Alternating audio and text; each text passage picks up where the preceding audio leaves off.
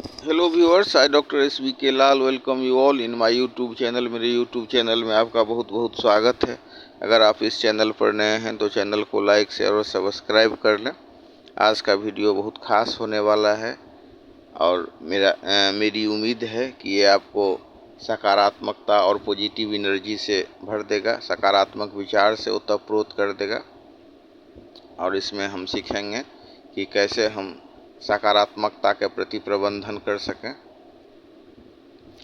हम देख रहे हैं अभी पूरा दुनिया में बहुत एक सिद्धांत बहुत चर्चित हुआ, वो है लॉ ऑफ अट्रैक्शन का, कि हम क्या सोचते हैं और उसी हिसाब से हमारा विचार बनता है और उसी हिसाब से उपलब्धि भी होती है। मान लीजिए कि कोई आदमी एक गरीब परिवार में पैदा लेता है, लेकिन मतलब सिर्फ अगर वो पॉजिटिव सोच रखता है तो उसके पास ऐसे सूत्र आते रहते हैं और एक ऐसा अवसर निर्मित होता है कि वो अपने भविष्य में एक बहुत कुछ इकट्ठा कर पाता है। तो जीवन का एक बहुत महत्वपूर्ण सूत्र है कि हम चाहते क्या हैं, और चाहते क्या हैं तो उस हिसाब से हमारे मस्तिष्क में कुछ विचार पैदा होते हैं, कुछ विचार उत्पन्न होते हैं और उस विचार का सूक्ष्म रूप से संप्रेषण भी होता है। और फिर जो विचार है वो एक अगर सकारात्मकता के बारे में हम उससे सोचते हैं तो हम उसको प्राप्त भी होते हैं। अक्सर मैं कहा करता हूँ कि जीवन एक कल्प वृक्ष है। कल्प वृक्ष क्या होता है कि अगर आप कल्प वृक्ष के नीचे में जाएं और अगर आप सोचें कि बहुत अच्छा मतलब हमको घर मिल जाए तो घर मिल जाएगा। अगर आप सोचते हैं कि हम बहुत अच्छा पकवान हो जाए तो पकवान मिल जाता है। इसी हिसाब से अगर आप सोचते हैं कि मतलब हमको कोई राक्षस मिल जाए तो राक्षस मिल जाएगा। आप सोचते हैं कि कोई जिन जिनात मिल जाए तो जिन जिनात मिल जाएगा। आप चाहेंगे कि कोई वो हमको सेवा करे तो वह आपका सेवा भी कर सकता है। और यहीं अगर आपने सोचा कि वो आपको मृत्यु दे दे तो मृत्यु भी हो जाता है। या मतलब आप सोचिएगा कि बुरा तो बुरा और अच्छा तो अच्छा। ये कल्प वृक्ष ये विचार नहीं करता है कि आपने अच्छा मांगा या बुरा मांगा। आप अगर निगेटिव मांगते हैं तो आपको निगेटिव मिलता है और अगर आप पॉजिटिव मानते हैं तो पॉजिटिव मिलता है। एक बहुत बड़े विचारक हुए रोक्सी नफूसी, उन्होंने एक किताब लिखी। उस किताब का नाम है मैनिफेस्ट। वो दुनिया का एक बेस्ट सेलिंग बुक में से है। तो इस किताब को अगर आप अध्ययन करते हैं तो इस किताब के माध्यम से यह बतलाया गया है कि सकारात्मक ऊर्जा और सकारात्मक सोच है उसका जीवन में क्या महत्व है। और अगर हम सकारात्मक सोच रखते हैं तो हम सकारात्मक ऊर्जा से भर जाते हैं और ये जो सकारात्मक ऊर्जा से हम भरते हैं तो फिर हम सकारात्मकता का प्रबंधन भी करने लग जाते हैं। इसके लिए उन्होंने बताया है कि हमको अपने आप के प्रति कैसे कृतज्ञ होना है और कृतज्ञ होने के साथ साथ हमको अपने आप से कैसे प्रेम करना है।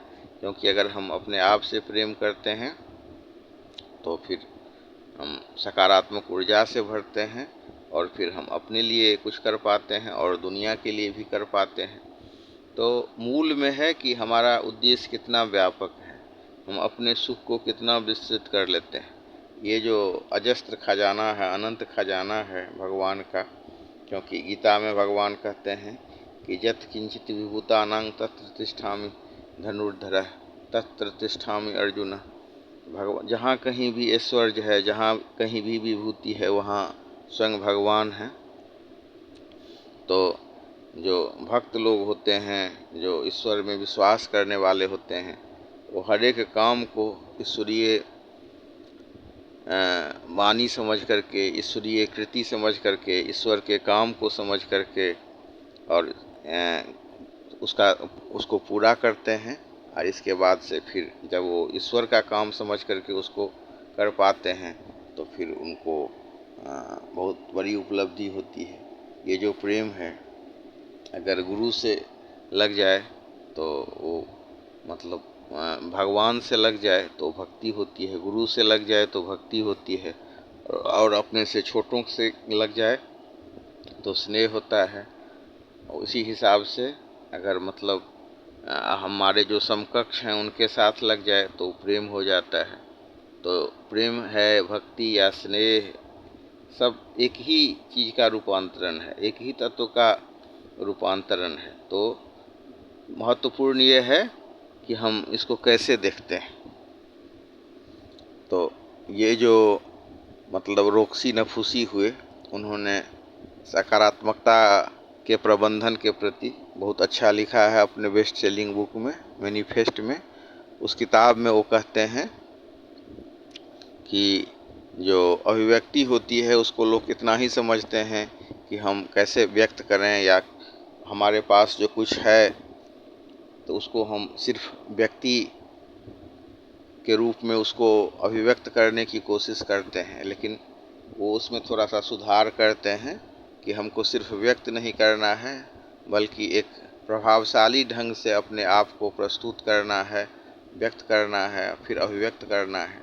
इसके बाद वो उनका मानना है कि कोई भी जो माइंड सेट है वो अपने विचार, व्यवहार और भावनाओं को बुनियादी रूप से बदलने की आवश्यकता होती है। अगर हमारा माइंड सेट निगेटिव विचार के प्रति है तो ये मूलभूत रूप से है कि हम अपने विचार, व्यवहार और भावनाओं को बदलें। इस बदलने के साथ साथ क्या होता है कि फिर बहुत सारा कुछ बदल जाता है। इसके बाद हम देख सकते हैं कि हम दुनिया में जिस तरह की एनर्जी को प्रस्तुत करते हैं वह उसी तरह के ऊर्जा को, एनर्जी को अपनी ओर खींचता है। अगर हम नकारात्मक जो ऊर्जा है उसको प्रस्तुत करते हैं तो वो नकारात्मक ही ऊर्जा को अपनी ओर खींचता है। अगर हम सकारात्मक मानसिकता के व्यक्ति हैं और सकारात्मक ऊर्जा को प्रस्तुत करते हैं, सकारात्मक ऊर्जा को अभिव्यक्त करते हैं, सकारात्मक ऊर्जा को संप्रेषित करते हैं, तो इससे क्या फ़ायदा होगा कि मतलब वो हमारा जो शरीर है, हमारा जो मस्तिष्क है और जो हम हैं वो क्या करेंगे, तो सकारात्मक तरंग को ही अपने आप अपने तरफ खींच पाएंगे।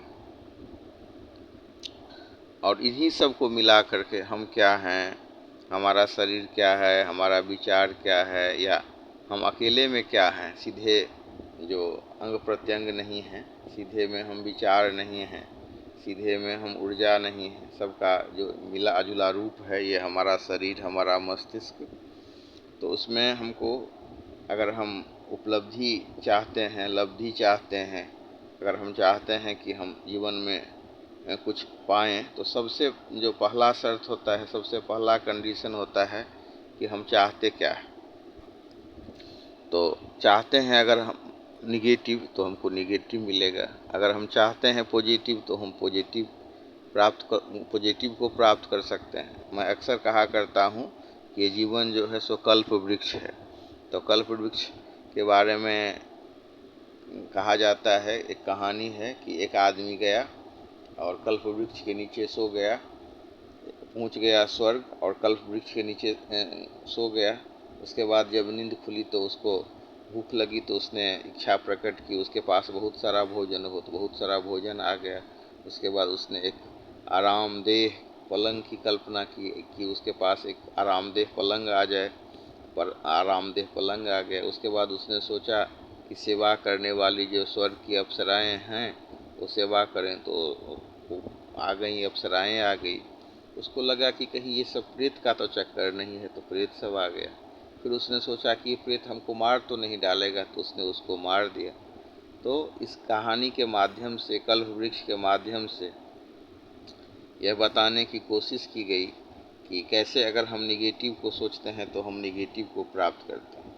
तो आजकल बहुत काम हुआ है लॉ ऑफ अट्रैक्शन में, और अगर हम विश्वास करते हैं सकारात्मकता में तो कई बार जो चीज़ बहुत दुरूह है, जिसको जो हमको लगता है कि ये हमको नहीं प्राप्त हो सकता है, वो भी प्राप्त हो जाता है। बस सकारात्मकता को बनाए रखना है। और मतलब चाहे आध्यात्मिक दुनिया हो या लोकप्रिय संस्कृति का दुनिया हो, सब में एक भाव प्रकट हुआ है कि सकारात्मक जो विश्वास है वो उन चीज़ों को आकर्षित करती हैं जिसको आप प्राप्त करना चाहते हैं। तो ऐसा हम सकारात्मकता के प्रति मन बना करके कर सकते हैं। फिर है स्पष्ट और व्यवहार इमेज।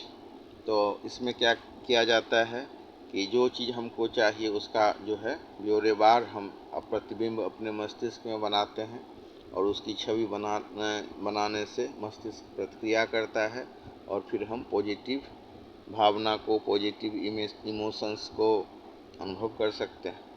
इस तरह के उपायों को अपना करके हम पॉजिटिव तरंग को पा सकते हैं। वीडियो को देखने के लिए बहुत बहुत धन्यवाद।